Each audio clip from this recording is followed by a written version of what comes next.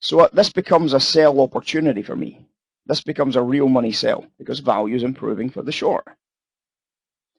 If the price comes in and the price drops back down again, we're all good, right? The price drops down, and perhaps when the price drops down, the volatility drops. And now, what happens if the volatility drops really quite far? Think about this. Well, if the volatility drops quite far, what we're now expecting is fair value to be back above the top edges, aren't we? Why? Because the dealers are suggesting that they are not worried about the downside. So obviously, as a result, did I not tell you we would trade 57 halves, guys? Did anybody buy the squeeze at 55s for an easy $100? Yes or no? Anybody buy the squeeze for $100? I told you it was going to trade 57 halves. So it actually traded at a high price of 60. So I told you at 55 it was going to trade up there. That's worth $250, that little live room call there, guys. $250 if you took it. If you're fast, if you're decisive, you easily made $250. Nobody took it. Okay. So there's nobody fast and decisive. Okay, we understand that. Okay, so now fair value is up here. What are we going to do? Well, in most cases, because value is bullish, we're going to be buyers. And so is pretty much everybody else. All the big traders are going to be buyers. And that's okay. Now, what happens if the price simply doesn't get higher? What happens if some sort of big commercial acts on this and pushes the price down? Well, there's a problem now, isn't there? Let me say, why is there a problem? Because nobody's got the hedge. They've unwound their hedges here, haven't they? They've unwound their hedges here, which means that they are unhedged when the price drops. They're unhedged when the price drops, okay? So what does that mean? Well, that means they've got very limited options. They either have to buy a very expensive put, which just doesn't appeal to anybody unless they really think the market's really going to crash. They're going to have to buy a very expensive put. Or they're going to have to buy a bond. Or they're going to have to bite the loss, just take it onto their books. And what they do here is they sell short the stocks, or they sell short the indexes. And because they're selling short the indexes at that stage, the value drops hard and fast. And this is what happens with any value line that simply doesn't work. Any value line that doesn't make landfall at the high price. Remember we said nobody got short when the market breaks, and therefore you should definitely get short as a retail trader. This is one of those occasions where you can afford to buy flip it or sell flip it at those prices.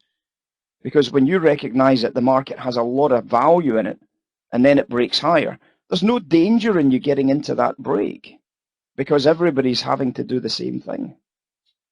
This is why the fastest moves haven't got value. They're low probabilities, but they haven't got value. And they haven't got value for an obvious reason. That's because everybody was selling previously. Therefore, vast majority of times it simply goes the way you would expect it. But when it doesn't, and the short-term value immediately changes against you, there shouldn't be any choice. That's why when I shouted sell side 55, buy side 55s, it's going to do 57 and a halves. It's because everybody was short. Nobody's on that trade. There's going to be a lot of people puking their positions above 57, above 55s. And as soon as everybody pukes their positions above 55s, it gives the buy side lift because nobody's in a long trade. Everybody's short. And obviously that means that you get the next big volume highs, which is then at a price of 60, next wholesale price. So it's between 57 and a half and 60 the sell would come in. You can see the big volume spikes. And obviously as soon as the big volume spikes, you're starting to think to yourself, right, time for me to sell it. 60 sell side. And obviously the 60 sell sides dropped back down to 51s. So you've made another $500 from that narrative. It's very straightforward, guys. We'll touch on this in classroom, of course, when we get a chance. So welcome in, guys. Hope you're all good this morning. Data light week, of course. Not an awful lot of stuff to talk about in terms of data for the first Monday and Tuesday. What we have seen is kind of negative red numbers so far this morning. Chinese trade balance numbers a little bit down on previous. French trade balance numbers down on previous as well.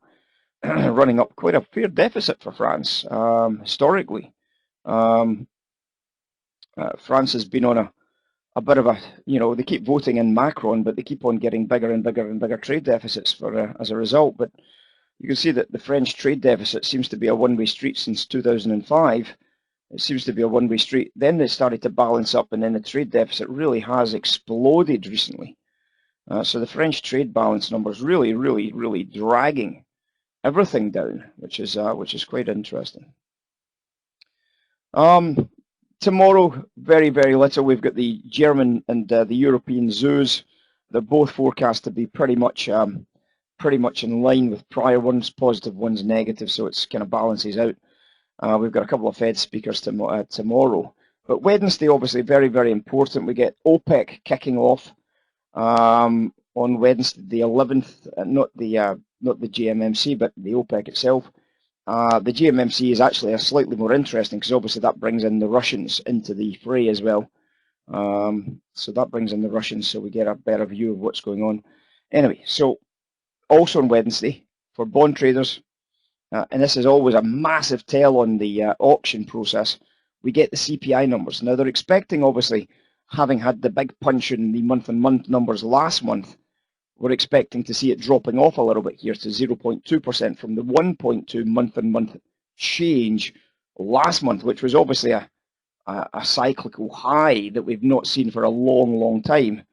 You can see that if we look back on the cyclical high we got last month, it takes you all the way back to the cyclical high we got in 2008. So obviously when you've got that, but the difference with the CPI numbers this time is what? Well, you can see it for yourself. It's the consistency of the high CPI numbers. Back in 2005, 2006, 7, 2008, 2009, you can see that the highs they weren't sustained. There wasn't positive inflation for a massive drawn-out period. But this inflation's been with us since 2020. This higher inflation has literally been with us literally for 2 solid years. So this is where the problem is, because remember, this is month on month. This isn't year on year. This is simply the month on month read. So we start afresh for the next month. So this is the building inflation that is bubbling away in the background, isn't it? This is the building inflation that's bubbling away. So very, very mindful of that inflation that's been bubbling away, guys. Huge, huge data release before the 10-year Treasury auction on the Wednesday evening. So that's something we should be very, very mindful of as bond traders. So welcome in, guys. I hope you're all good this morning, ready to rock and roll. I'm going to grab some lunch, and I'll be back in 10.